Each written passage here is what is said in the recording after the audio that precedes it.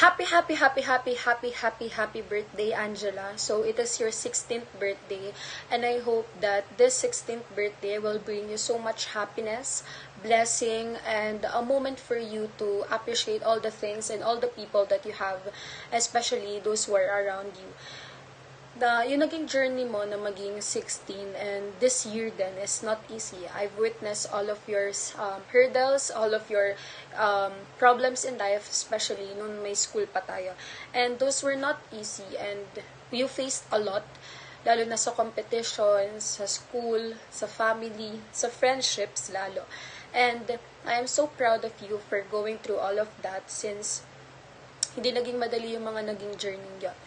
Ang wish ko lang sa'yo ngayong 16th birthday mo is, unang-una, healthy body. Sana di ka na magkasakit and iwasan mo na din yung mga bad habits and bad things na ginagawa mo, lalo na yung pag-inom ng junk foods and hindi pagkain ng tama. Next is, wish ko sa'yo is, alam mo na yun, joke lang. Ang wish ko pa sa yung pangalawa is a good relationship with other people, especially to Jeboy and all of your friends. I know na madami kang friends, hindi mo lang masyadong nakikita or hindi mo lang masyadong napapansin, pero you have a lot of friends na talagang nandyan sa'yo and laging nandyan sa likod mo. And pangatlo naman is mapalapit ka palalo kay God.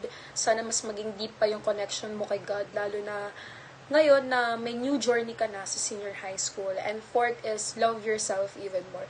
You are worthy of love, you are worthy of care, and you are worthy of everything in this world. You deserve everything in life, just as how special and as how loving you are. Yon. And yung fifth naman is, sana makamit mo lahat ng dreams mo in life. And being with you since grade 7. Nung grade 7, hindi pa tayo close. Nung grade 8, medyo gumaganon na. Nung grade 9, hindi na tayo masyadong nagiging close. And ngayong grade 10, parang naisip ko na mas naging close tayo ngayong grade 10.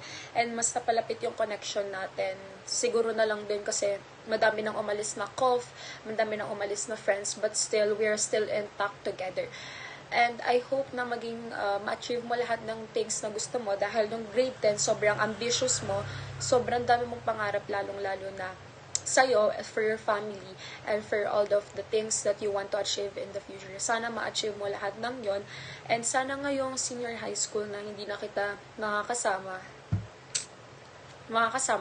is mas magkaroon ka pa ng connection and friendship and makabuo ka pa ng mas madami pang friendship lalo na sa MNHS and gumanda pa yung mga grades mo.